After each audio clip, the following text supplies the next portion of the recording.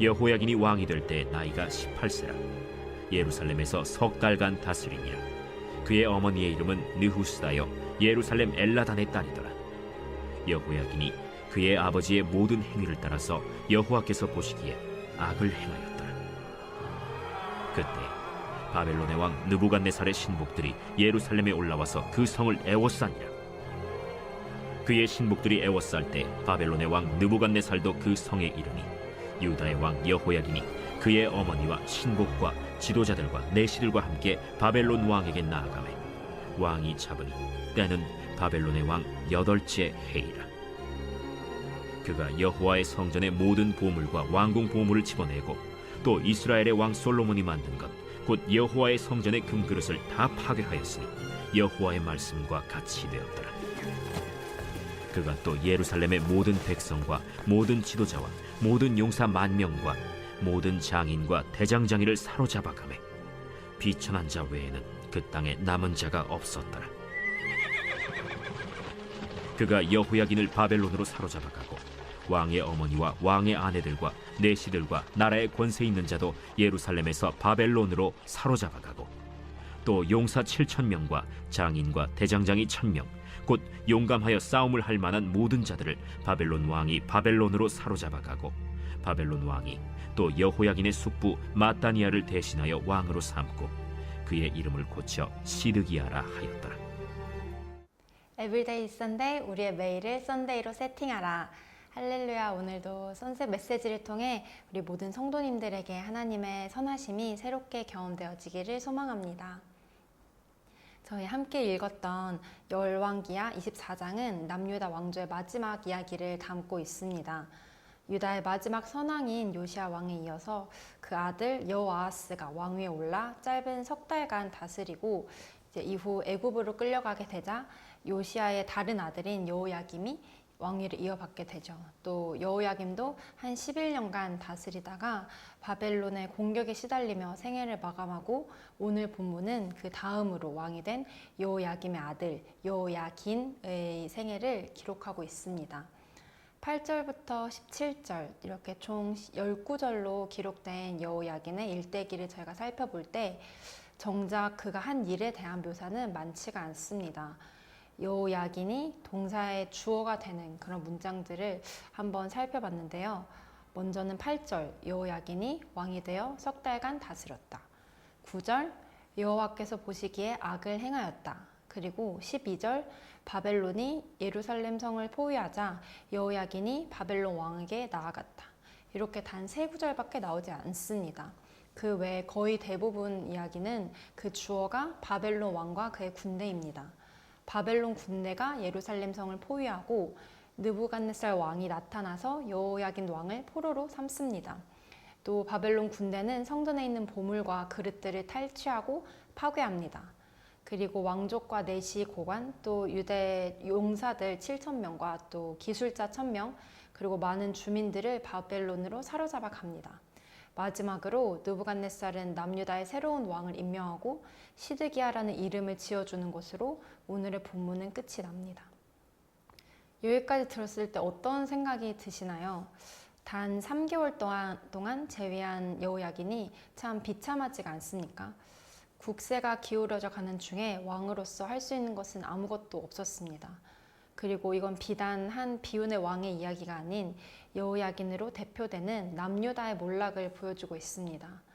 무능력한 남유다가 당시 패권을 쥐고 부상한 바벨론 제국 앞에서 처참히 패배한 그런 비극적인 역사이죠. 그러면 이쯤에서 저희가 한번 주목해 볼 부분은 하나님께서 이에 대해 어떻게 말씀하고 계시는지입니다. 오늘 본문에서 여호와의 이름이 2번 등장하는데요. 첫 번째는 조금 전에 언급했던 9절입니다. 여호야긴은 조상의 모든 행위를 따라 여호와 보시기에 악을 행했다.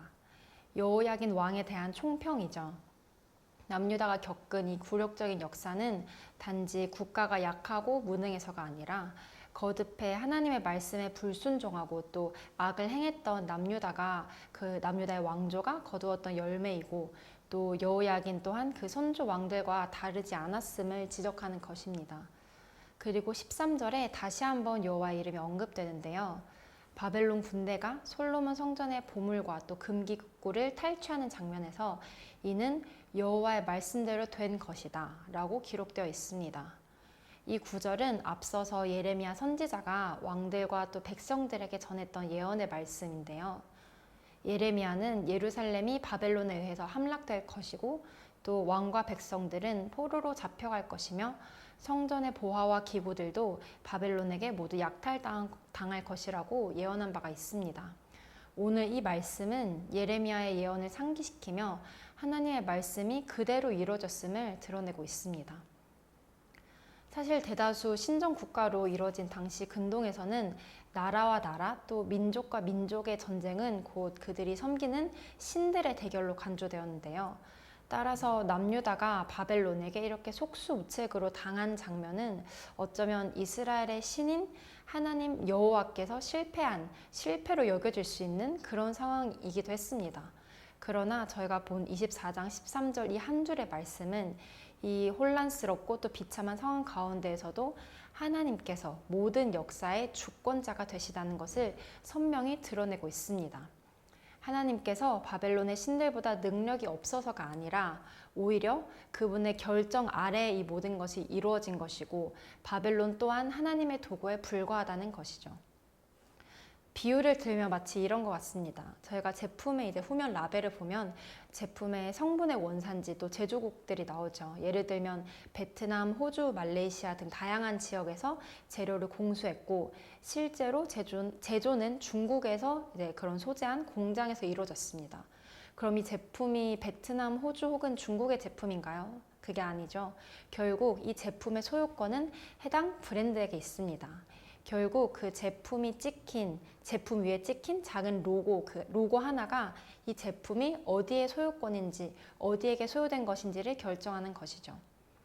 오늘 읽은 본문을 보면서 저도 그렇게 느꼈습니다.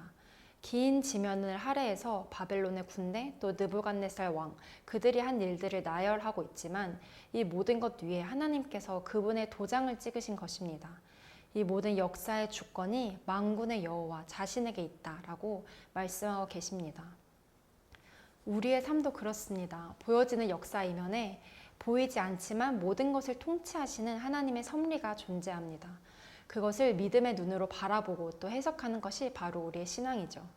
그래서 모든 삶의 문제 또 이 세상의 역사를 바라볼 때 우리는 이러한 시각을 가져야 합니다. 이 믿음의 시각 속에서 우리는 안심할 수 있습니다.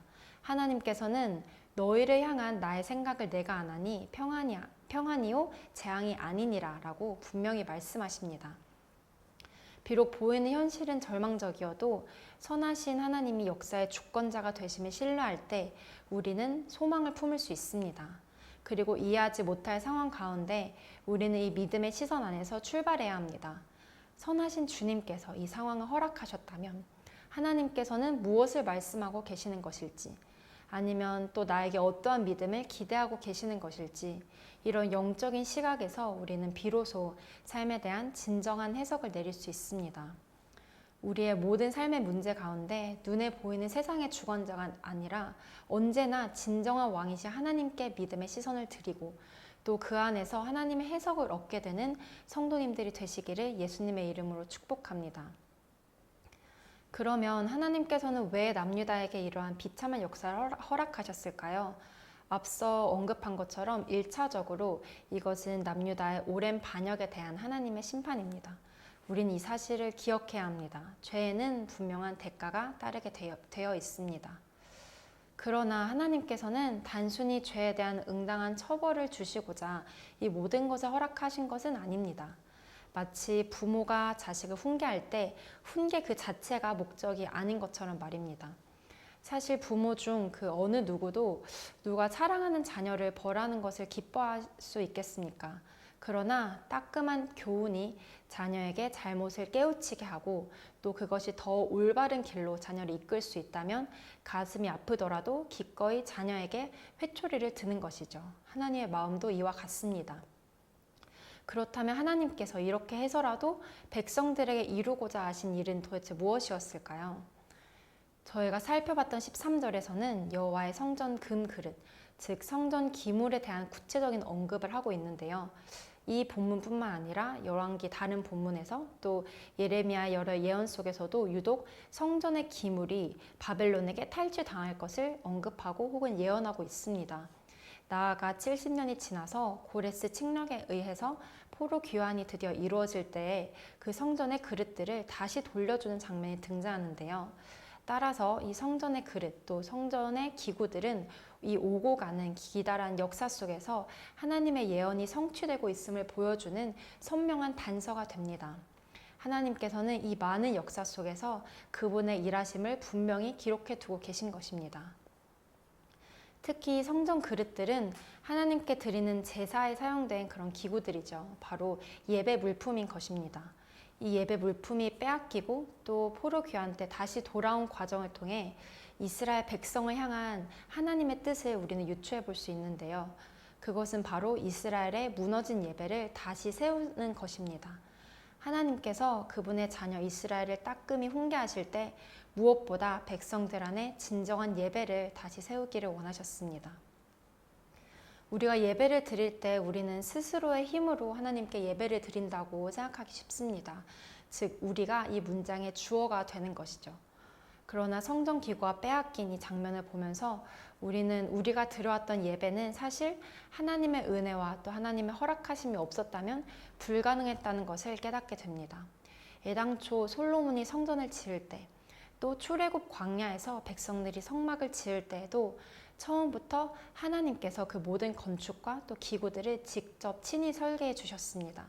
그리고 그에 필요한 재료들도 공급해 주셨습니다.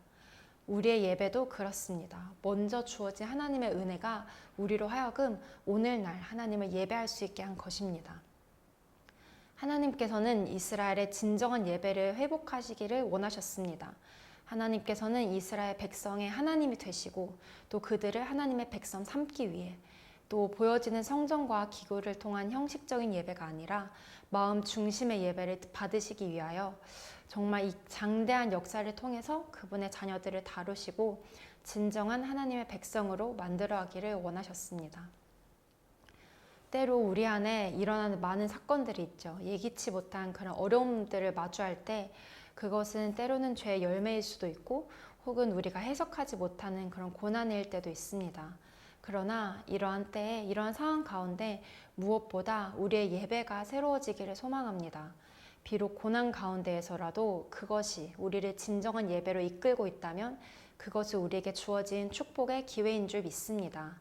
어떠한 상황에서나 하나님의 선하심을 신뢰하며 날마다 주님 앞에 새로운 예배를 올려드리는 저와 우리 모두가 되기를 간절히 소망합니다.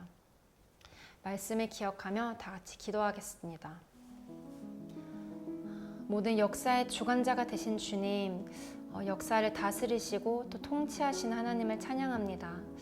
우리가 때론 삶에 고난과 어려움이 있다 할지라도 언제나 변함없이 신실하신 하나님의 선하심을 기억하고 신뢰하길 원합니다. 때로는 이해 못할 그 고난 가운데에서도 그때 우리가 주님께 더 나아가며 우리 안에 예배가 새로워질 수 있도록 우리의 삶의 모든 사건과 모든 일들을 통하여서 우리의 발걸음을 주께로 주님께로 더 가까이 이끌어 주시옵소서. 오늘의 삶도 그렇게 주님께 올려드려지는 새로운 예배가 되기를 간절히 소망하며 살아계신 우리 주 예수님의 이름으로 기도드립니다.